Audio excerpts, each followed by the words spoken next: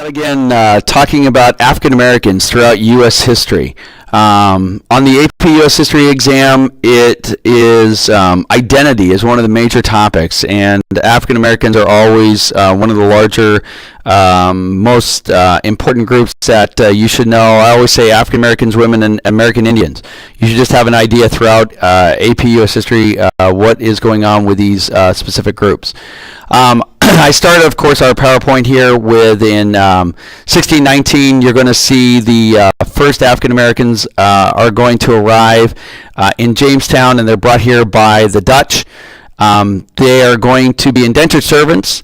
They're known as the 40 and I always like to say the 40 yacht, but it's not the 40 yacht. It's I think it's OUGHT, the 40 that is going to be brought here, and they end up turning into the first slaves. They will not be released from their indentured servitude, and so that we're going to have to come up with a new category of who are these people. Now, before this, we actually tried to experiment with the American Indians as far as a group for slaves, but the American Indians, they quit working, they stopped working, or they would go and hide because there's a huge advantage between the American Indians and the African Americans. The American Indians are going to know where all the hiding spots are. They have home field advantage, and the Africans have been brought here from Africa, have no idea the terrain and where the hiding spots. That's why we won't have the first slave rebellion until 1739. Excuse me. In the 1640s, you're going to see the introduction of the first slave codes. They actually are defining who is a slave, what you can do with slaves, and what's permissible and what's not permissible. So you start to see that introduced in the 1640s. By 1676, slavery actually is throughout a lot of the colonies, especially in the South, being introduced in the southern colonies because of the introduction of tobacco. Cotton comes later as far as a major crop, but the introduction of tobacco is going to be huge. 1676 plays a huge role in the introduction of slavery because those of you know, you have Bacon's Rebellion that takes place in Jamestown, or actually just outside of Jamestown. And Nathaniel Bacon was a indentured servant. What he's going to do is he's going to rebel. And in doing so, the colonists are going to go, well, we should probably stop having indentured servants and be safer and hire not hire, but bring in slaves. And so from 1676 to 1776, you're going to have the growth of slavery. But like I said before, in 1739, you're going to have the first slave rebellion, which is the Stono Rebellion. Like I said, I'm putting this together. I'm kind of winging it, and I want to say the Stono Rebellion. I want to say South Carolina, but I can't remember off the top of my head. I can't remember if it's Virginia or South Carolina. But you have the Stono Rebellion. I know it's 1739. 1776 to 1783, African Americans are actually going to fight on both sides of the American Revolution. You're going to have African Americans that are going to fight with the colonists, and also you're going to have African Americans that will fight with the British, being promised their freedom. One African American that I actually did forget, if I go back to just prior to 1776, if I go to 1770, in 1770 in Boston, there's actually a massacre that takes place. In that Boston massacre, you're going to have the first African American that's going to be killed there, which is Crispus Attucks. So, sorry I forgot that in 1770, but Boston massacre, that's always a good thing to drop in. By 1783, you're going to see again, we're going to have to start to address slavery a little bit under the Articles of Confederation, but I am proud of the United States, and when I say the United States, it's really not the United States, it's the United States under the Articles. In 1787, we actually banned slavery for the first time in new territories. It's called the Northwest Territory, which is Ohio, Michigan, Wisconsin, Indiana, and Illinois. Those 5 states were actually new states were actually going to ban slavery in that Northwest Territory. Then, in 1788, because of Shays' Rebellion, we actually have a new constitution, and so we have to make 2 major compromises when it comes to slavery. Of course, the first one is 3/5 compromise that deals with counting of slaves in the population. Some see it as a pro-Northern compromise because it actually reduced the number of Southern delegates in the House of Representatives, but it also does increase it by allowing them to be counted. So it's a little both pro-Northern, pro-Southern.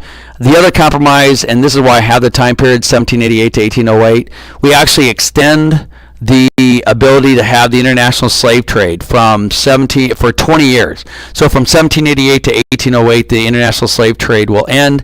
1808, it will, in ending, we actually won't have to import more slaves during that time period because we'll already have enough here that will actually take care of the South. Also, by that time period, we will have banned slavery north of the Mason-Dix line, so pretty much north of Maryland, Pennsylvania, New Jersey, all the other colonies north of that. 1793, you actually get a twofer. In 1793, you are going to get the introduction of the cotton gin by Eli Whitney, which is going to really drive the growth of slavery in the South. And you also get the first Fugitive Slave Act. Fugitive Slave Act is where if a slave escaped from the South and made it to the North had to do everything that they could to actually help to return that slave to the South. So you get in the Fugitive Slave Act. That will again come back and be strengthened with the Compromise of 1850. 1800 to 1820, Louisiana Purchase starts to open up more land and the idea of slavery. You also have a slave rebellion that takes place in 1800, which is Gabriel Prosser Rebellion. 1820, you should know a new state's going to enter the Union, and in doing so, it's going to be a slave state, and so we're going to have the Missouri Compromise. Henry Clay comes up with a compromise that Missouri will enter in as a slave state, Maine will enter in as a free state, and in doing so, we try to keep the balance of the Senate intact. But we're starting to compromise over this institution, hoping that that's going to be the last compromise that we're going to have, and of course, it's not. 1820 to 1845, as far as African Americans are concerned, you're going to see, like it says, from 1820 you have the Missouri Compromise. It moves in.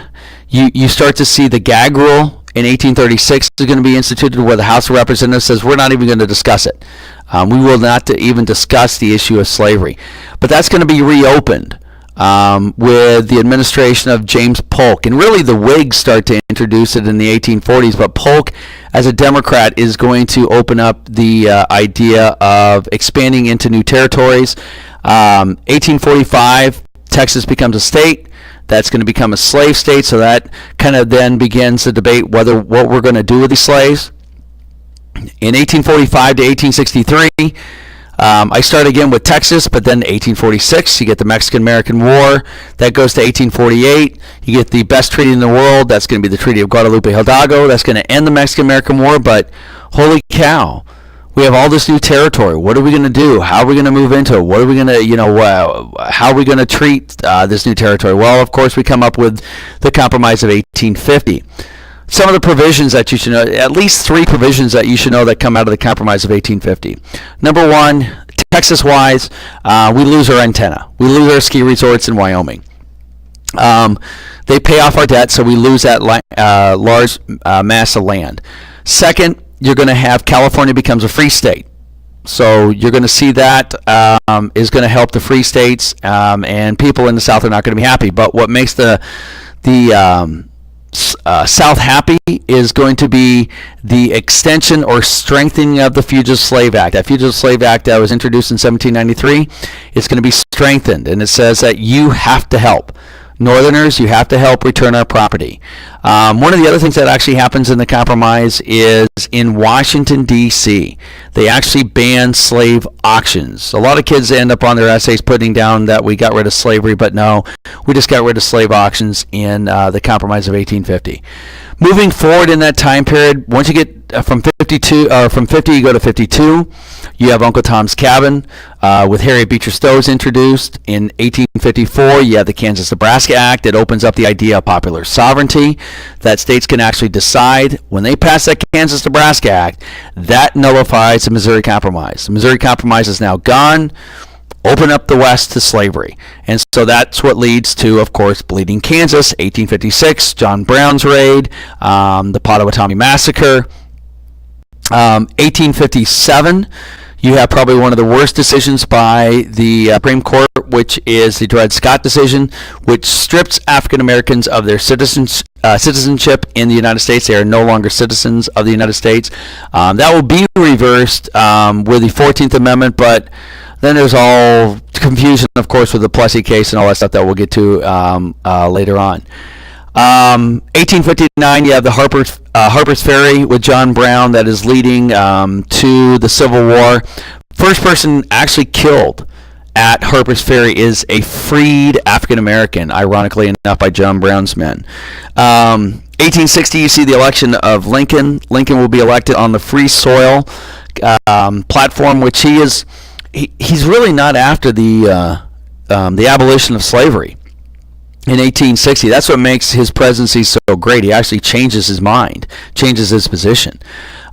He actually changes it because of the Emancipation Proclamation, which is 1863. But 1860, he's elected. 1861, the Civil War happens. But by 1863, he decides to bring a moral cause to the Civil War and issues the Emancipation Proclamation, which, to tell you the truth, doesn't free anybody. It's a proclamation. It's a statement. That those slaves in those states that own slaves now should be free. Well, of course, the four border states, Missouri, Kentucky, Maryland, and Delaware, their slaves are still going to be slaves. And they'll be slaves up until 1865. You can see those three dates that are sitting there. 1865, 1868, and 1870. 1865, before Lincoln is assassinated, he actually sees the abolition of slavery, which is just a great thing that John Wilkes Booth was not able to assassinate him before we actually abolished slavery. So Abraham Lincoln got to see the abolition of slavery. 1868, we're going to see the 14th Amendment that is going to be passed. That 14th Amendment is going to reverse Dred Scott, brings about the Equal Protection Clause, that all people should be treated equally, no matter what ethnicity that they are. They should be treated equal, and of course that's going to be overridden by Jim Crow laws later on. But that's the 14th Amendment. And then the 15th Amendment gave African American men the right to vote. Of course, Susan B. Anthony and a lot of the women are going to be protesting that because they said, hey, why don't you include women at this time? And I believe it was Frederick Douglass at this time will make the statement to Susan B. Anthony, this is our time. This is not your time, this is our time. We're not ready for women. And ladies, it'll take you another 50 years to actually get the right to vote with the 19th Amendment in 1920. 1865 to 1877, that's total Reconstruction. We're trying to rebuild the South, trying to change the South. We're introducing the Freedmen's Bureau. You start to see the introduction of the crop lien system and the sharecropping during this time period, but we're really trying to change the South. You see the growth of the KKK during this time period, but Grant, to his credit, Grant is going to do more for African Americans as a president than any other president until we get to Lyndon Johnson. So Grant actually imposes the military districts, puts the military districts in, and they will last up until 1877, of course, with the compromise of 1877 that brings Rutherford B. Hayes into the presidency. 1877 to 1900 for African Americans in the South is just horrible. You're going to see Jim Crow laws, which are the segregation laws, colored drinking fountains and black drinking fountains, and the crop lien system, and black codes actually were before. They were before the Jim Crow laws, which is almost like slavery again. Black codes allowed people to be sold almost into indentured servitude, but they were like, quote, sold. They weren't really sold, but they were, quote, sold, but it was almost like having slavery again. So being a person of color in the South from 1877 to 1900 is horrible. In the North, it's not much better. You do have some opportunities to work and stuff like that in some of the factories, but it's going to be difficult because the growth of unions are really not going to include the African Americans during this time period. It's not really until the 1900s where African Americans are going to have more of an opportunity. You're going to see the growth of two major figures, political figures, during this time period. You're going to see the growth of Booker T. Washington and W.E.B. Du Bois. These two gentlemen are going to be huge for African Americans, but they're going to be opposite on this side. Booker T. Washington is going to believe that people should be given skills. train African Americans to have skills in order to pay the bills. And W.B. Du Bois is going to say no, they should go to college. They should become college educated. He's going to be one of the founding members of the NAACP, the National Association for the Advancement of Colored People. But he's going to, they're just going to have disagreements, and they really don't see eye to eye. Another major event that actually, as I mentioned in the previous lecture about migration, World War I brings a migration of African Americans to the north, which ends up leading to, of course, the 1920s and the Harlem Renaissance. Harlem Renaissance is the rebirth of African Americans. I always like to say it's the beginning of the civil rights movement for African Americans, but it's going to be drowned out by the 1930s with the Great Depression, and then, of course, drowned out again by World War II. But the Harlem Renaissance is going to be the height. You got such people as Langston Hughes, which is the poet laureate of Harlem. You have Bessie Smith, you have Louis Armstrong, you have Duke Ellington. These are just the great jazz musicians of this time period. But you have the introduction of this music and this culture that grows during the 1920s. But of course, it's going to be stifled by the time we get to the 1930s and the Great Depression. 1940s, we fight World War II segregated. I always, philosophy according to Nyat, I've always said that World War II was good for the United States. It shined a mirror upon us. We looked at what the Nazis were doing, and we realized that we have to change our society. Now, it's going to take a while, but we will change our society. In 1947, I say that Jackie Robinson is going to help out greatly by breaking the color barrier in baseball. 1948. You see the desegregation of the military. Truman will actually desegregate the military. Now, legitimately, he desegregates the military for a political reason. He wants to get reelected, and he wants to get the African-American vote. But he does desegregate the military. So the first war that we actually fight integrated again will be the Korean War. 1950s, I just mentioned the Korean War. 1950s is huge as far as civil rights. You got to start with 1954, Brown versus the Board of Education. Linda Brown suing. Her lawyer, Thurgood Marshall, is going to defend her. He's a lawyer for the NAACP. Future Supreme Court, Thurgood Marshall, future Supreme Court Justice appointed by Johnson, I believe, in 1967. But just an icon. Huge case. You just got to know that case. There are three cases, I believe, in our concept outline. Dred Scott, Plessy versus Ferguson. And I forgot to even mention Plessy versus Ferguson. That happens in this time period right here. 1896, you're going to get Plessy versus Ferguson, which is going to be the introduction of segregation. Well, Brown is going to reverse that. And so Linda Brown's going to be, she's going to sue and actually win in a 9-0 decision in the Brown case. That following year, 1955, Rosa Parks, of course, introduction of the sit-down where you're not going to give up her seat. That starts the Montgomery bus boycott in Alabama. Will last for over a year, led by Dr. King.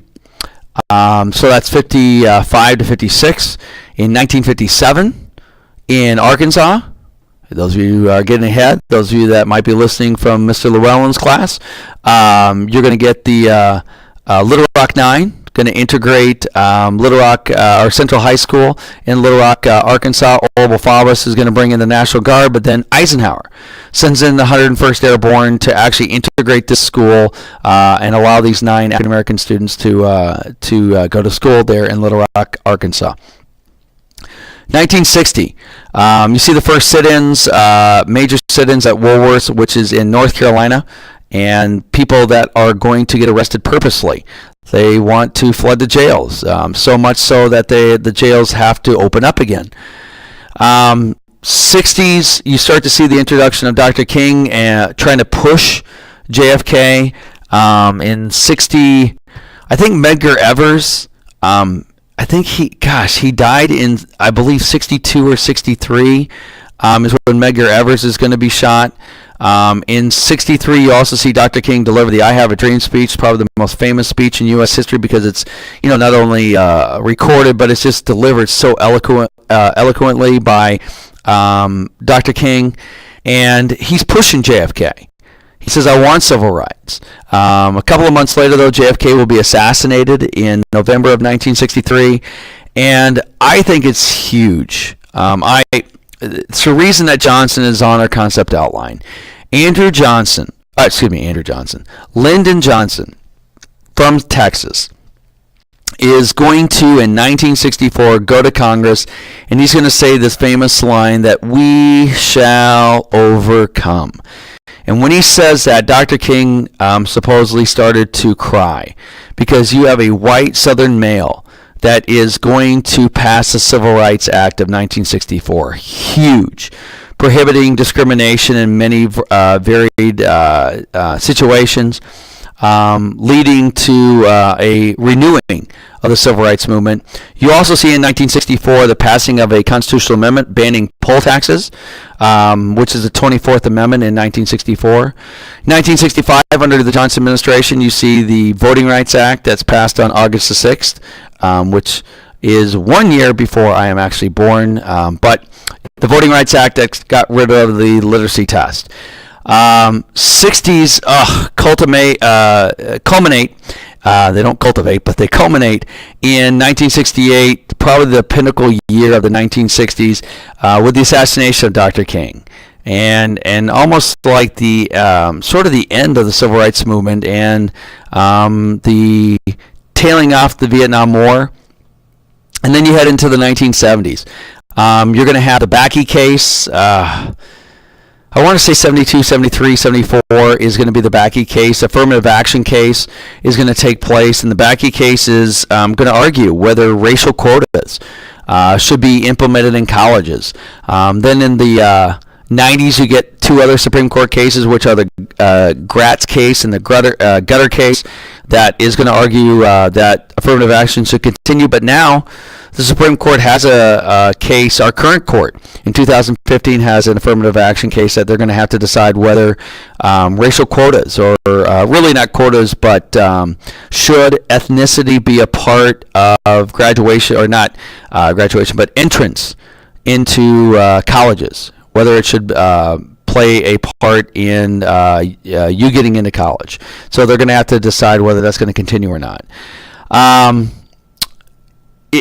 All this, African Americans, of course, if you have any type of question on your test, and you're going to talk about African Americans, you must end with the election in 2008 of our first African American president, which is Barack Obama.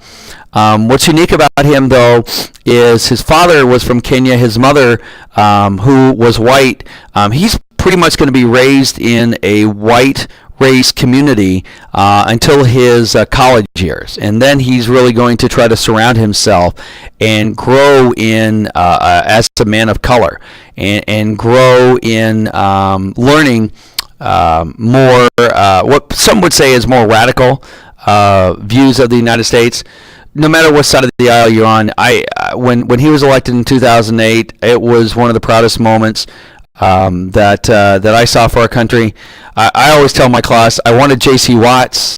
I wanted him to be the first African-American president. I love J.C. Watts from Oklahoma, but he just never ran. But President Obama, two-term president, and first African-American president of the United States.